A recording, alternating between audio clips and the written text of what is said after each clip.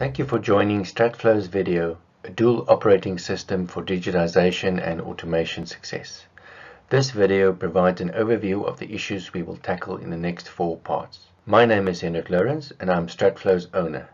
I'm a management consultant who trained as a physicist and have advanced qualifications in polymer science, theory of constraints, an MBA and knowledge of complexity theory.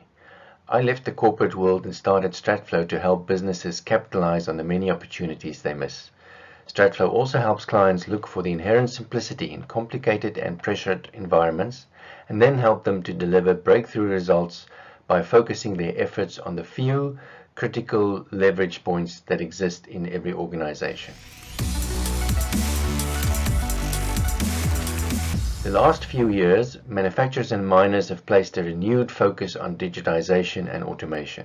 Many believe that the new technology will be the silver bullet to solve safety, productivity, and profitability problems. And yet, many initiatives deliver a limited return on investment, and more often than we would like to admit, the impact is negative. In this talk, StratFlow will identify why new technology does not always deliver the results we expect. We will use the implementation of ERP systems in the 1990s as a case study and use a powerful checklist to see what the new technology can deliver and what changes we have to make to our current operating rules and management style to reap the benefits. We will identify how managers can deal with the overload of information that follows many digitization efforts. How do we prioritize this information and make sense of it? We also need a program, of course, to introduce the new technology. We will answer these key questions.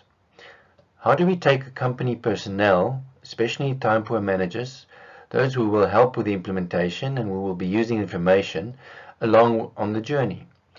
If we cannot demonstrate the value of the initiative within a few months, the momentum and support of already loaded managers and employees will peter out. Now, the topic of technology is a broad one, and I will only be able to address a few areas today.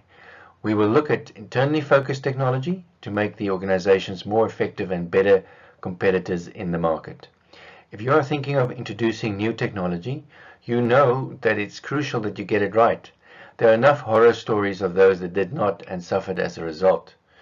But how should we go about deciding on and implementing new technology? Today, I want to show a solution that not only will get you the most value out of technology, but will also ensure that your organization thrives. So let's start with a crucial question. If technology is the answer, what are the problems or the questions that it addresses? In the last few years, manufacturers and miners have placed a renewed focus on digitalization and automation.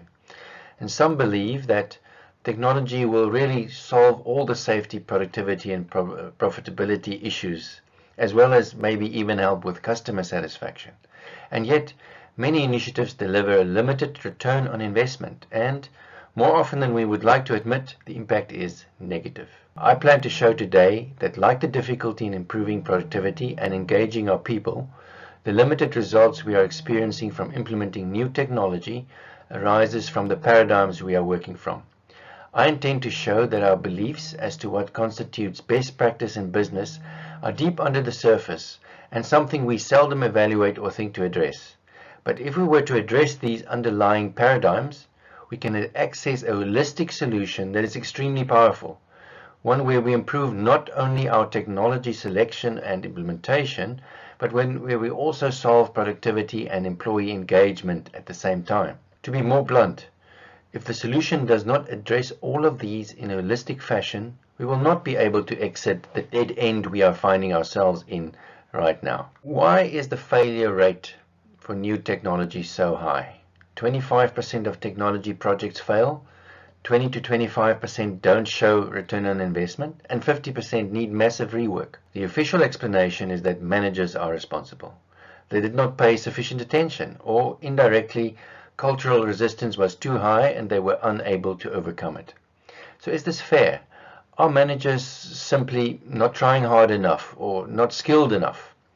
Einstein said, "We cannot solve our problems at the level of thinking that caused them in the first place." Managers are already overloaded, so doing more of what has been done before, just better, won't do it.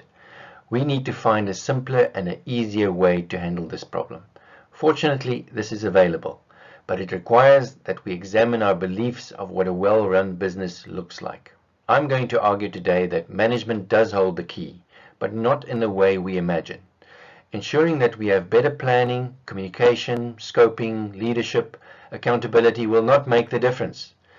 Implementing new technology is certainly complex. It has many of the characteristics of wicked problems. Planner Horst Rittel in the 70s coined this phrase for problems that have the following characteristics. They're difficult to define and solve, so we're not sure if the problem is a cause or an effect. Understanding the problem is the same as solving it, so every time we work on the problem, it changes irreversibly.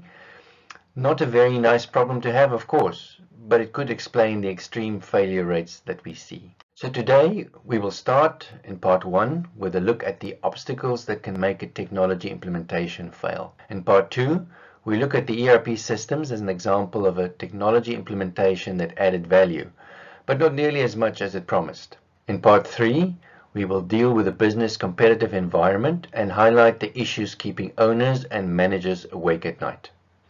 And finally, in part 4, we will bring all the strands together and put together a checklist for a good solution and highlight a holistic solution, including a case study of its application.